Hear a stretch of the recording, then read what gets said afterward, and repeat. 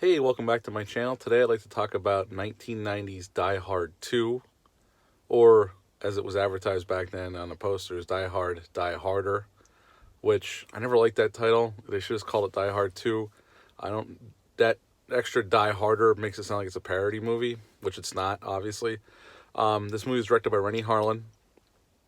Originally, John McTiernan, who directed the first movie, was supposed to come back or wanted to come back, but unfortunately he was doing The Hunt for Red October and couldn't do Die Hard 2.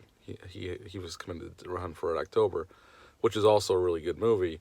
Rennie Harlan was coming off of Nightmare on Elm Street 4, and he was directing a movie called The Adventures of Ford Fairlane with Andrew Dice Clay in the lead, and the Fox executives liked the footage, the dailies they were seeing, so they hired him to direct Die Hard 2, which to that point was his biggest budgeted movie. The movie had a $70 million budget, ended up making like 117 in America and then 240 worldwide.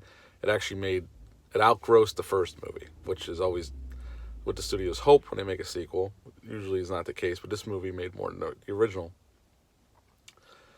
And Bruce Willis came back. He was paid $7.5 million to reprise his role as John McClane. Bonnie Bedelia is back as his wife. William Atherton's back as the a-hole reporter. Reginald Vell Johnson came back. He's only in one scene, but it's nice to see him back since he played a pivotal role in the first movie. You got William Sadler, who's a really good character actor in there as the main villain. Frank Nero plays this scumbag colonel that was arrested from his country for drugs and all kinds of crimes. And you got Dennis Franz in there as the captain of the airport police.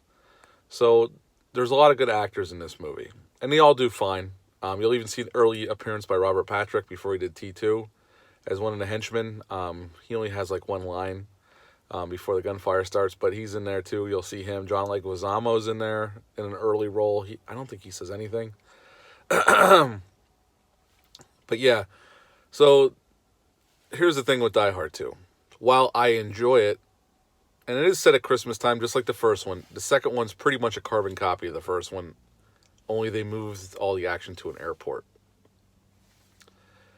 And some of the scenes come off as cheesy because of that. It's like we've seen this before. I mean, they kind of made up for it with Die Hard with a Vengeance, which I like better than this movie. I enjoy this movie, but I would say Die Hard, the first one's the best one, then Die Hard with a Vengeance, then this one, I would say, with the original three movies. The later movies, Live Free or Die Hard, it's okay. I can watch it and have fun with it. But the last Die Hard movie was god-awful. But, I mean, this movie, it's exactly the same formula as the first one. Which the third one, they kind of broke the formula a little bit. They expanded the world a little bit. This one's pretty much the same thing, only in an airport. And really, the bad guys want different things a little bit, and William Sadler is definitely a different kind of bad guy than Alan Rickman in the first one. He's a military man. His whole team's military guys that are following him to try to free this general, and they're going to fly out to a country, and this general's promised to pay him a lot of money. Yes, I'm going to spoil this movie. It's been out since 1990. I remember seeing this movie in the drive-ins, actually. It came out in July 3rd of 1990. I remember going to see it with my parents at the drive-in. I don't remember what the second movie was because they were always double billed. I don't remember what it was, but I remember seeing Die Hard 2 in the drive-in. And for all its faults, I mean, besides being a carbon copy, and even the characters acknowledge that the same thing's happening, and Bruce Willis even comes out with lines to say, how could the same shit happen to the same guy twice? I mean, at least they're acknowledging it, that it's insane that the same thing would happen again like this. But still, it's just a carbon copy. What makes it entertaining is Bruce Willis's performance. Rennie Harlan's directing. He keeps the movie moving. The action scenes are very well shot. As Rennie Harlan knows how to shoot an action sequence, and he knows how to keep the geography in a way that you know where everybody is and what's going on. You're never really confused with the action sequences. They're not quick-cutted to the point where you can't tell what's going on. So that's the good thing about Rennie Harlan. And I always appreciate his action sequences. They're well staged, and he shoots them in a way that you can know exactly what's going on, which is the way it should be. I shouldn't have to get an aneurysm from trying to watch an action sequence. I'm looking at you, Bourne movies. Even though I like you, all the shaky cam and the quick cuts gives me a migraine. Um, Also, basically, the movie starts off. Bruce Willis is going to the airport to pick up his wife. They're back together, and it's Christmas time. And we also were introduced to William Sadler's character. And his introductions, he's naked in his hotel room practicing jiu-jitsu. That's how we're introduced to him. That's the first shot of him in the movie, which is an interesting way to introduce your bad guy. But then Bruce Willis is at the airport. He notices a couple suspicious guys going into the luggage hold, and he goes in, follows them in, ends up killing the one guy, and the other guy gets away. And this is where his confrontational problem with the Dennis Francis character comes in. The cops take the police force at the airport, take him in, thinking he's in the wrong, and they come to realize he's a cop from L.A. And he's criticizing the job they're doing by not locking down the area, not taking fingerprints, all this shit. And Dennis Francis is arguing with him, and then he decides to do the fingerprints himself. And he sends it. That's when we see Sergeant Powell back in L.A., his buddy from the first movie, and he sends him the fingerprints and gets back. This guy died 2 years earlier, and here he was at the airport. And as the movie goes on, John McClane puts together what's going on, or kind of what's going on, and he tries to warn the people that run the airport. They don't listen to him, and before you know it, the whole airport gets shut down, the runways and that, and they have no control. They can't contact any of the planes. And basically, William Sadler's character and his guys take the airport hostage, and because they want to land the general's plane so they can get him back and then fly off. And so they make demands, and before we know it, they crash a plane on purpose, because now the airport has all the planes flying around the airport, waiting until they get control back. But they can't talk to them, but William Sadler and his crew can talk to them.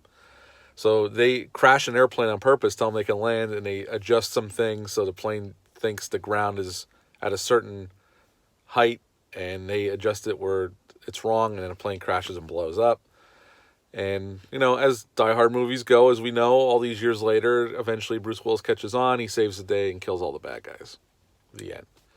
Like I said, the movie is very well shot. Rennie Harlin knows how to shoot action. He makes a nice-looking movie. I have no problems with any of that. The most problems I have with the movie, although, like I said, I still enjoyed it. I watched it last night. Still a fun time. The action scenes are exciting to keep the movie moving forward.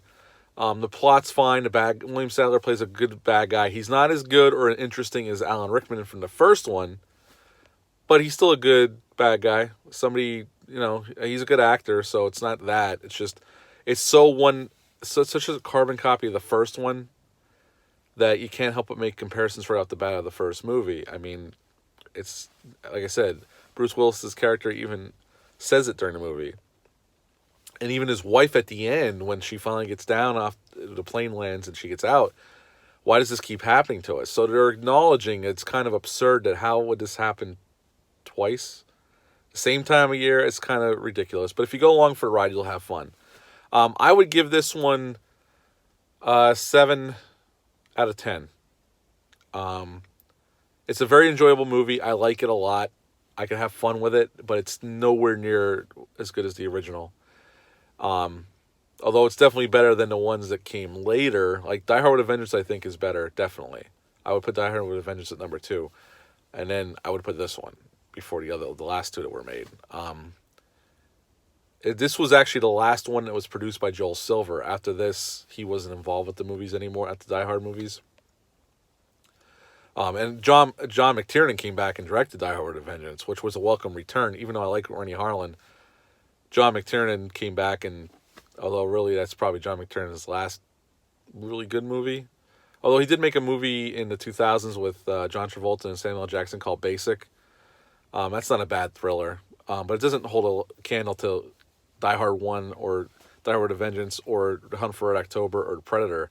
I mean, John McTiernan really peaked early in his career, and then later just couldn't get it together. Rollerball was an abomination of a film. If you've ever seen that, oh my God, I hated that movie. It was so boring and just poorly shot for a guy who directed Predator and Die Hard. It's like, is this the same director, or is they, or they just put his name on it? But yeah, it's a fun movie. 7 out of 10 for me. I know it's kind of odd that I'm reviewing part 2 without part 1. I'm probably gonna watch part 1 this weekend if I get a chance. It's a classic. I watch it every year. I haven't watched it since last year. I'd like to watch it again before I review it, but obviously I think that's the best one in the series, and it's obviously a classic. Funny enough, one more piece of little trivia. Actually, the Die Hard series, they went to Mel Gibson first before they went to Bruce Willis, which is funny. I didn't mention this in my Lethal Weapon review, but the producers wanted Mel Gibson for Die Hard, and they wanted Bruce Willis for Lethal Weapon. Bruce Willis turned down Lethal Weapon. Mel Gibson turned down Die Hard, and as we know, Mel Gibson took Lethal Weapon, and Bruce Willis took Die Hard.